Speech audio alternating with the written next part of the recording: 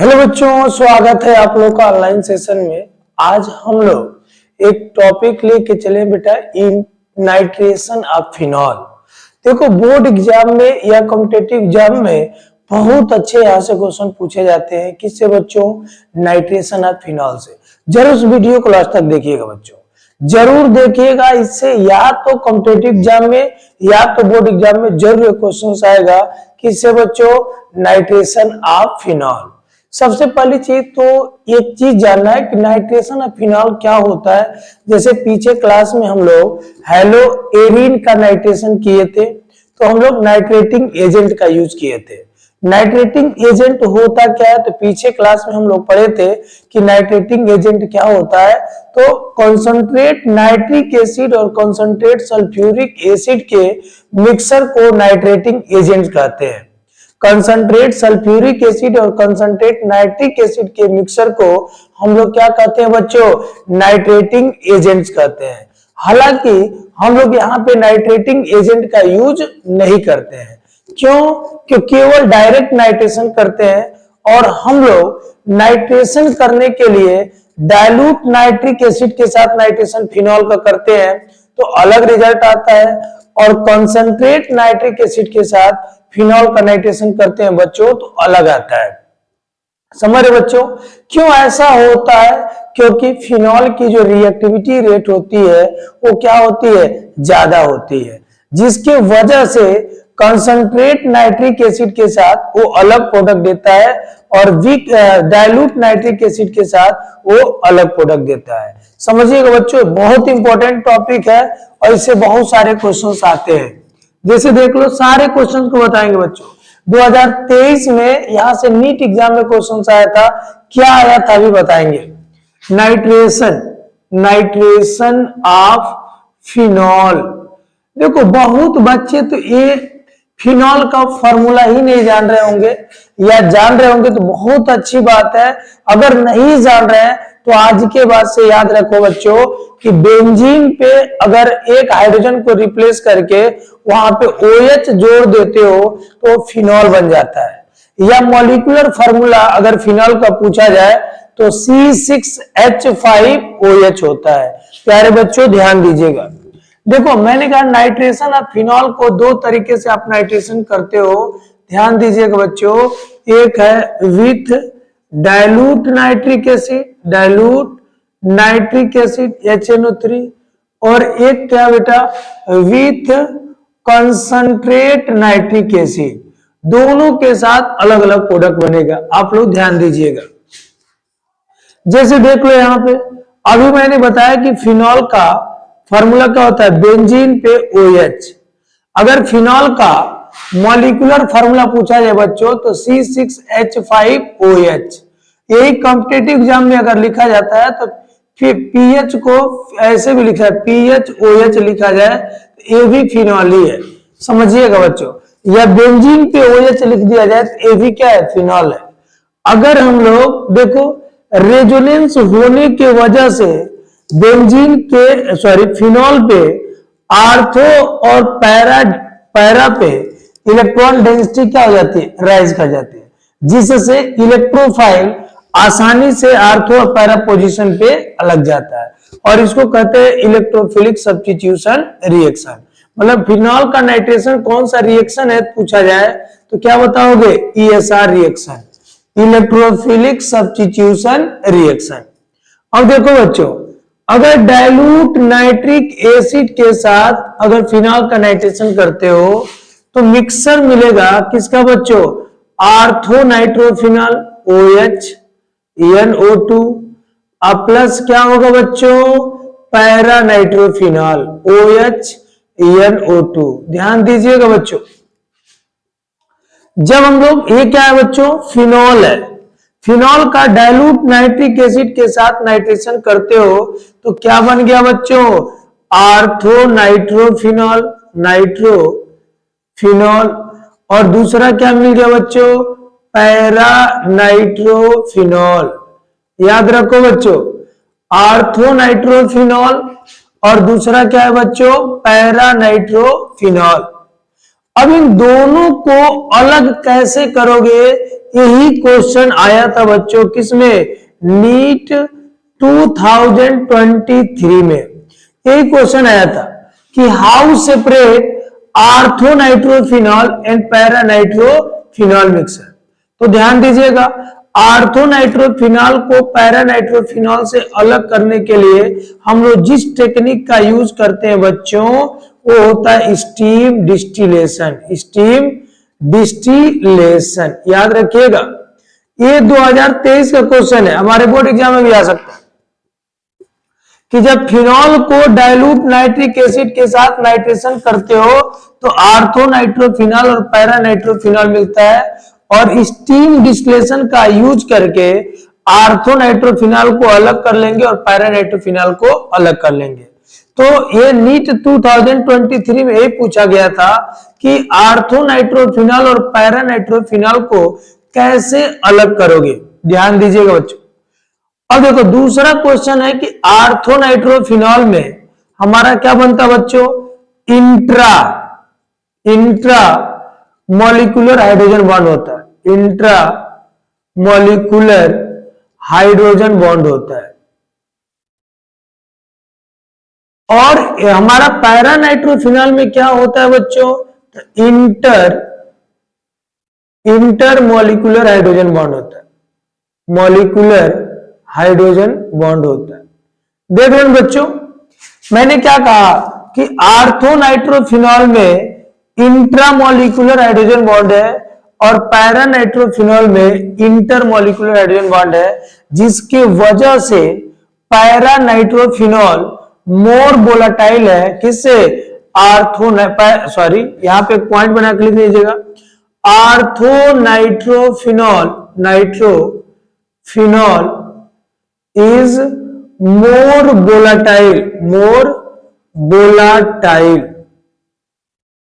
मेरी बात समझ में आ रही है, orthonitrophenol is more volatile than paranitrophenol. एक तो पहला पूछा जाता है ऐसा क्यों, तो कहते हो कि आर्थोनाइट्रोफिनॉल में इंट्रामोलिकुलर हाइड्रोजन बॉन्ड बनता है, जिससे इसकी बॉइलिंग पॉइंट क्या हो जाती है, कम हो जाती है, और ये आसानी से क्या हो जाता है बच्चों, गैसियस फेज में आ जाता है। किस फेज में आ जाता है, वेपर फेज में आ जाता है। इसलिए हम लोग कह देते हैं, और इसमें क्या बनता है बच्चों, इंटरमोलिकुलर हाइड्रोजन बॉन्ड। तो दो अगर पैरानाइट्रोफिनॉल को जोड़ोगे तब जाके इंटरमोलिकुलर हाइड्रोजन बॉन्ड बनेगा। तो जब इंटरमोलिकुलर हाइड्रोजन बॉन्ड बनेगा तो मॉलिक्यूल एसोसिएट हो रहा है और मॉलिक्यूलर मास बढ़ जाएगा, और मॉलिक्यूलर मास बढ़ेगा तो मेल्टिंग और बॉइलिंग पॉइंट भी क्या हो जाएगी, बढ़ जाएगी। तो अगर बॉइलिंग पॉइंट बढ़ गई तो उसको वेपर का रूप धारण करने में ज्यादा टेम्परेचर देना पड़ेगा बच्चों। इसलिए इंटरमोलिकुलर हाइड्रोजन बॉन्ड बनने की वजह से हमारा ये क्या होता है, लेस वोलेटाइल होता है, और इसमें इंट्रामोलिकुलर हाइड्रोजन बॉन्ड बनने की वजह से आर्थोनाइट्रोफिनॉल मोर वोलेटाइल होता है। तो अब आपसे अगर क्वेश्चन पूछा जाए कि why orthonitrophenol is more volatile than paranitrophenol, तो बता लोगे due to in orthonitrophenol form intramolecular hydrogen bond while paranitrophenol form intermolecular hydrogen bond। मेरी बात समझ में आ रही है। अगर बॉइलिंग पॉइंट की बात कही जाएगी तो आप कहोगे आर्थोनाइट्रोफिनॉल की बॉइलिंग पॉइंट कम है, और क्या होता बच्चों, पैरानाइट्रोफिनॉल की बॉइलिंग पॉइंट क्या है, ज्यादा है। याद रखिएगा, ये सब क्वेश्चन है बच्चों, ये भी बोर्ड में आ चुका है कि why orthonitrophenol is more volatile than paranitrophenol. तो मैंने बता दिया बच्चों कि आर्थोनाइट्रोफिनॉल में क्या होता है, इंट्रामोलिकुलर हाइड्रोजन बॉन्ड, और एक ही मॉलिक्यूल के अंदर अगर हाइड्रोजन बॉन्ड का फॉर्मेशन हो जाता है तो हम लोग कहते हैं इंट्रा, और दो सेम या डिफरेंट मॉलिक्यूल के बीच में हाइड्रोजन बॉन्ड बनता है तो उसको हम लोग कहते हैं इंटरमोलिकुलर हाइड्रोजन बॉन्ड। तो पैरानाइट्रोफिनॉल में इंटर बनता है, इन दोनों को अलग कैसे करोगे बच्चों, तो सबको पता है, इनको अलग करने के लिए हम लोग किसका यूज करेंगे, स्टीम डिस्टिलेशन का। किसका यूज करेंगे बच्चों, स्टीम डिस्टिलेशन का। याद रखिएगा, ये क्वेश्चंस आ चुका है कई दफा, याद रखिएगा, लिख लिए। आर्थोनाइट्रोफिनॉल ज्यादा वोलेटाइल है पैरानाइट्रोफिनॉल से। Orthonitrophenol of boiling point less than with respect to paranitrophenol, मतलब पैरानाइट्रोफिनॉल की बॉइलिंग पॉइंट आर्थोनाइट्रोफिनॉल से क्या होगी प्यारे बच्चों, ज्यादा होगी। याद रखिएगा इस क्वेश्चन को, ठीक है। चलिए आइए, हाइड्रोजन बॉन्ड कैसे बन रहा है ये बना के भी मैं दिखा दूं आप लोग को। देखो अभी मैंने क्या कहा, हाइड्रोजन बॉन्ड इन आर्थोनाइट्रोफिनॉल, आर्थोनाइट्रोफिनॉल किस में हाइड्रोजन बॉन्ड दिखाना है, आर्थोनाइट्रोफिनॉल में। कौन सा बनता है हाइड्रोजन बॉन्ड, तो इंट्रा, एक ही मॉलिक्यूल के अंदर बनेगा। ऐसे देख लो बच्चों, ये हमारा फिनॉल है और ये OH है, OH है। आपको पहले से पता है कि अगर दो इलेक्ट्रोनेगेटिव एलिमेंट के बीच में हाइड्रोजन आ जाए तो हम लोग क्या कहते हैं, हाइड्रोजन बॉन्ड का फॉर्मेशन होगा। क्लोरीन के केस में भी बन सकता है, लेकिन क्लोरीन की साइज बड़ी होती है जिसके वजह से कंसीडर नहीं होता है। देख लो nitro, N double bond O coordination bond, देखो यहाँ पे ये क्या है, ऑक्सीजन नाइट्रोजन, ये दो मोर इलेक्ट्रोनेगेटिव एलिमेंट्स हैं और इनके बीच में हाइड्रोजन आ गया तो यहाँ पे कौन सा बॉन्ड का फॉर्मेशन हो गया, हाइड्रोजन बॉन्ड का फॉर्मेशन हो गया। और एक ही मॉलिक्यूल के अंदर बन रहा है, इसलिए इसको क्या कहते हो, इंट्रामॉलिक्यूलर हाइड्रोजन बॉन्ड। और इंट्रामॉलिक्यूलर हाइड्रोजन बॉन्ड की वजह से ये क्या होता है बच्चों, मोर वोलेटाइल है और लेस बॉइलिंग पॉइंट है, मोर वोलेटाइल है और लेस बॉइलिंग पॉइंट है। रट लो एकदम, क्या करना है, इंट्रामॉलिक्यूलर हाइड्रोजन बॉन्ड की वजह से ये क्या है बच्चों, मोर वोलाटाइल और क्या होता है, less BP boiling point. Volatile, इसका वोलाटाइल नेचर ज्यादा है और वेपर बॉइलिंग पॉइंट क्या है, कम है। पैरानाइट्रोफिनॉल को देख लो, हमारा किस में देखेंगे बच्चों, पैरानाइट्रोफिनॉल, कौन सा हाइड्रोजन बॉन्ड बनेगा बच्चों, तो इंटरमॉलिक्यूलर। तो इंटरमॉलिक्यूलर हाइड्रोजन बॉन्ड बनने के लिए क्या, इंटर मतलब क्या होता है, बिटवीन, मतलब दो मॉलिक्यूल के बीच में बनने वाले हाइड्रोजन बॉन्ड को इंटरमॉलिक्यूलर हाइड्रोजन बॉन्ड कहते हैं। जैसे देख लो, ये है बच्चों N डबल बॉन्ड O और H, O है, यहां पे क्या है, OH है। दूसरा ले लो, यहां पे मान लो फिनॉल ले लो, ये क्या होगा बच्चों, OH हो जाएगा, OH हो जाएगा और यहां पे क्या हो जाएगा, N डबल बॉन्ड O, ऐसे आगे हाइड्रोजन में बन जाएगा। देख लो बच्चों, इन ऑक्सीजन और ऑक्सीजन के बीच में हाइड्रोजन आ गया तो यहां पे क्या बन जाएगा, हाइड्रोजन बॉन्ड बन जाएगा। और ये कौन सा हाइड्रोजन बॉन्ड बनेगा, इंटरमॉलिक्यूलर हाइड्रोजन बॉन्ड। तो जब इंटरमॉलिक्यूलर हाइड्रोजन बॉन्ड बनेगा तो ये पैरानाइट्रोफिनॉल और ये पैरानाइट्रोफिनॉल दोनों एक साथ मिल जाएंगे तो मॉलिक्यूलर मास क्या हो जाएगा, बढ़ जाएगा। तो बॉइलिंग पॉइंट क्या हो जाएगी, हाई हो जाएगी। तो क्या कहोगे, इंटरमॉलिक्यूलर हाइड्रोजन होने की वजह से लेस वोलाटाइल और क्या होता है बच्चों, मोर बीपी। वोलेटाइल कम हो जाता है और बॉइलिंग पॉइंट क्या हो जाती है, बढ़ जाती है। किसके वजह से, तो इंटरमॉलिक्यूलर हाइड्रोजन बॉन्ड के वजह से। याद रखिएगा बच्चों, किसके वजह से बच्चों, इंटरमॉलिक्यूलर हाइड्रोजन बॉन्ड के वजह से। ये सारे क्वेश्चन थे। अब हम लोग क्या करेंगे, ये तो डाइल्यूट से रिलेटेड टॉपिक था, डाइल्यूट से रिलेटेड क्वेश्चन था, ये जरूर ध्यान दीजिएगा, हो सकता है कि इस साल इससे क्वेश्चंस आए। अब देखो बच्चों, यहां से कंसंट्रेट नाइट्रिक एसिड के साथ कैसे करते हैं हम लोग। देखो, अगर बच्चों फिनॉल है, क्या है, फिनॉल है, आप फिनॉल को कंसंट्रेट नाइट्रिक एसिड के साथ नाइट्रेशन करते हो तो ये इतना स्ट्रॉन्ग हमारा इलेक्ट्रोफाइल जनरेट करेगा कि इसके रेजोनेंस के वजह से आर्थो पैरा, दो आर्थो एक पैरा पोजीशन पे इलेक्ट्रॉन डेंसिटी बढ़ी हुई है और उन सब पोजीशन पे नाइट्रो को क्या कर देगा, स्टेबलाइज कर देगा। जैसे OH है, इस आर्थो पे भी NO2 हो जाएगा, इस आर्थो पे भी NO2 हो जाएगा और इस आर्थो पे भी क्या हो जाएगा, NO2 हो जाएगा।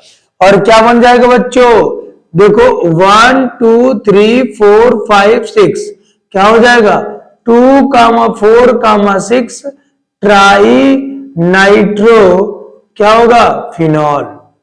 और इसी को हम लोग कहते हैं पिक्रिक एसिड। क्या कहते हैं बच्चों, पिक्रिक एसिड। और नाइट्रो इफेक्ट के वजह से एक तरह का स्ट्रॉन्ग एसिड की तरह बिहेव करने लगता है।